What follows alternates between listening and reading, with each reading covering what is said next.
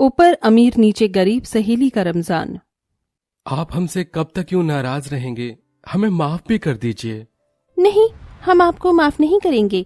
इस महीने में आप दोनों भाई छठी बार लेट आए हैं। आप दोनों को पता है हम कब से आपका इंतजार यहाँ कर रहे हैं।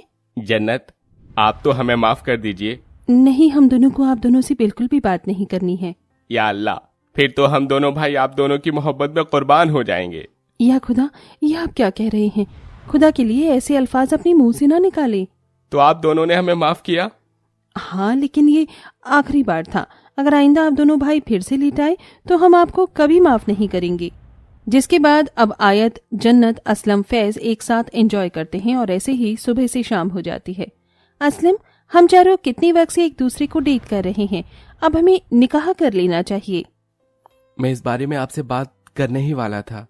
अम्मी जान जैसे ही हज से आ जाएंगी तो हम दोनों भाई उनसे आप दोनों के बारे में बात करेंगे। जन्नत, हम लोग इतनी जरूरी बात कर रहे हैं और तुम हो के उधर बैठी हो। और ये क्या, तुम्हारा चेहरा इतना उतरा हुआ क्यों है? मैं तो बस यही सोच रही थी, क्या आपकी अम्मी को मैं पसंद आऊंगी? आयत तो आप दोनों की तरह रईस खानदान से है, लेकिन मैं तो एक गरीब परिवार से हूँ। हमारी अम्मी जान हमसे बहुत मोहब्बत करती हैं और हमारी खुशी में ही उनकी खुशी है। वो आपको जरूर पसंद करेंगी। फैज की बात सुन जन्नत का उतरा हुआ चेहरा मुस्कुराहट में बदल जाता है।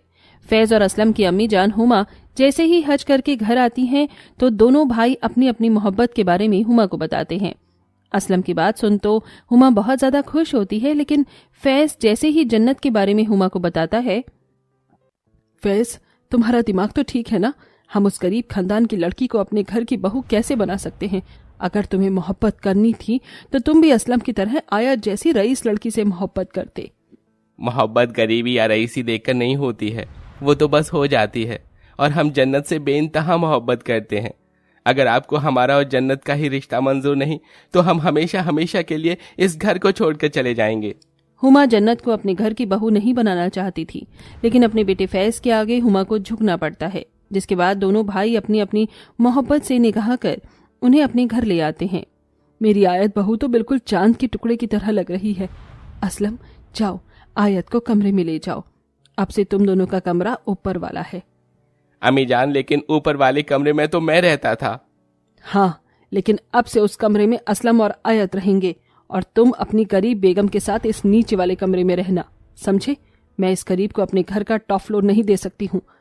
हुमा का ऐसा बर्ताव चारों में से किसी को भी पसंद नहीं आता, लेकिन हुमा से कोई कुछ नहीं कहता।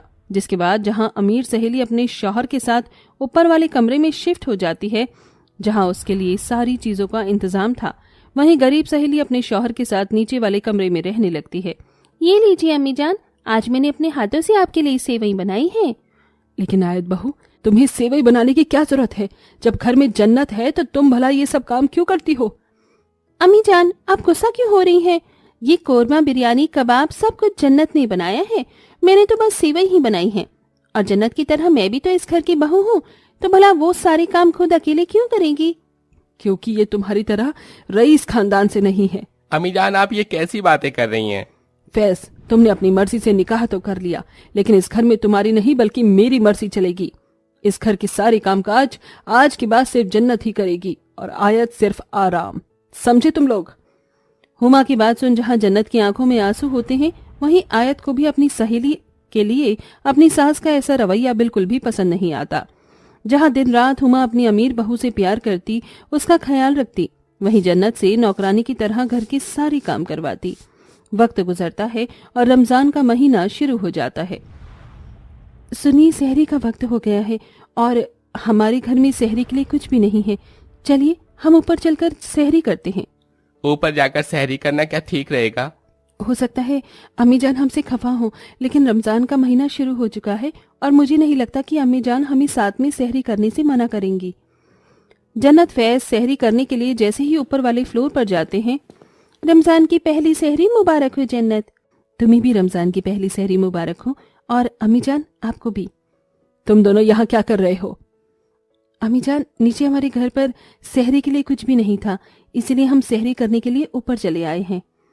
मैंने क्या यहाँ कोई मुफ्त की दावत रखी है जो तुम दोनों मुंह उठाकर ऊपर चले आए? हमारे साथ सहरी करने की कोई जरूरत नहीं है, जाओ यहाँ से। अम्मी जान, आप ये क्या कह रही हैं? किसी को सहरी करने से रोकना जानती भी है कितना बड़ा गुनाह है। गुनाह और नेकी के बारे में मुझे बताने की कोई जरूरत नहीं है।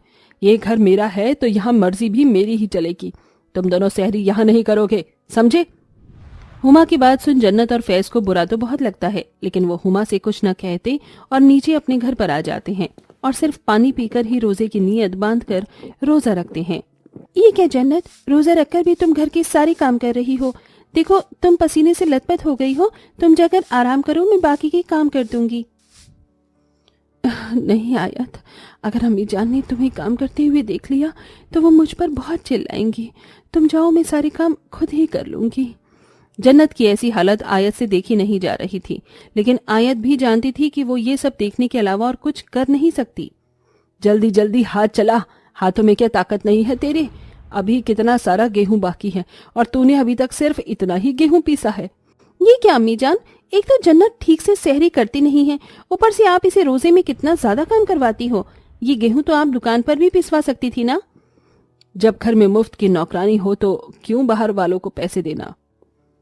अम्मी जान, रमजान के ऐसे पाक महीने में आप जो भी जन्नत के साथ कर रही हो वो सब खुदा देख रहा है, आपको इसका अजाब जरूर मिलेगा।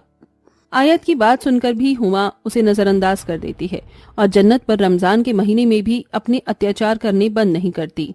लो, कट गई पंखे की तार। अब मैं भी देखती हूँ कि कैसे ये गर्मी में पंखा चलाती है। इस रमजान में गर्मी से मैंने इसकी हालत न खराब कर दी तो मेरा नाम भी हुमा नहीं।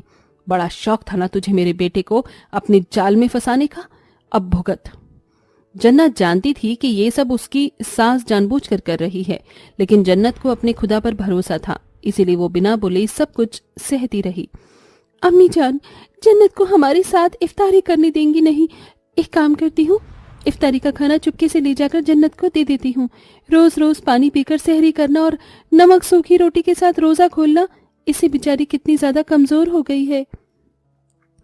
आयत इफ्तारी का खाना लेकर जन्नत के लिए नीचे जा ही रही होती है कि तभी सीढ़ियों पर हुमा आयत को रोक लेती है और उसके हाथ से इफ्तारी की प्लेट भी छीन लेती है।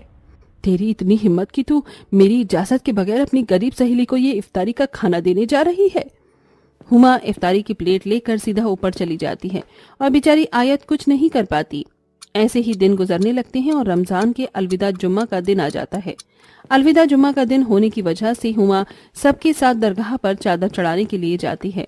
दरगाह के बगल में ही एक बहुत बड़ा दरिया था जिसके अंदर काफी खतरनाक मगरमच्छ थे।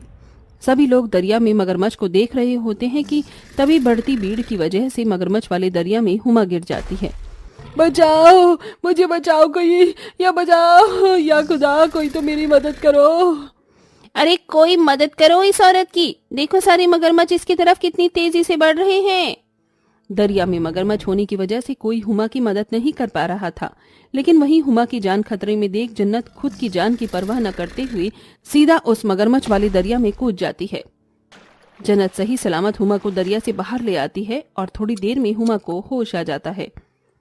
देखा अम्मी जान आपने, आप जिस गरीब लड़की से नफरत करती रही थी, आज उसी ने ही अपनी जान पर खिलकर आपकी जान बचाई। दरिया में मगरमच्छ को देखते हुए किसी की भी दरिया में कूदने की हिम्मत नहीं हुई, लेकिन जन्नत ने आपके लिए अपनी जान दांव पर लगा दी। मैं जानता हूँ कि आपको जन्नत बिल्कुल भी पसंद नहीं है, लेकिन आज जन्नत की वजह से ही आप सही सलामत हैं। जन्नत ने इस घर में आपका बहुत अत्याचार सह लिया है, लेकिन अब और नहीं। मैं और जन्नत अब हमेशा हमेशा के लिए यहाँ से जा रहे हैं। रुक जाओ फैज बेटा, अपनी अम्मी को छोड़कर कहाँ जा रहे हो? मैं जानती हूँ इस रमजान के महीने में मैंने जो भी जन्नत के साथ किया है, खुदा उसके लिए मुझे माफ नहीं करेगा। अमीरी की पट्टी इस कदर मेरी आंखों पर बंधी थी कि उसके आगे मुझे कुछ और दिखाई ही नहीं दिया, लेकिन आज मुझे अपने गुनाहों का एहसास हुआ है। खुदा के लिए तुम सभी मुझे माफ कर दो। हुमा को अपनी गलती का एहसास होता देख सभी लोग बहुत खुश होते हैं, जिसके बाद अब हुमा जन्नत को बिल्कुल अपनी बेटी की तरह प्यार करती है और दोनों बहुओं में कोई भी भेदभाव नहीं करती। ऐसे ही ईद का दिन आ जाता है और पूरा परिवार साथ में हंसी खुशी मिलकर ईद का पाक त्योहार मनाता है।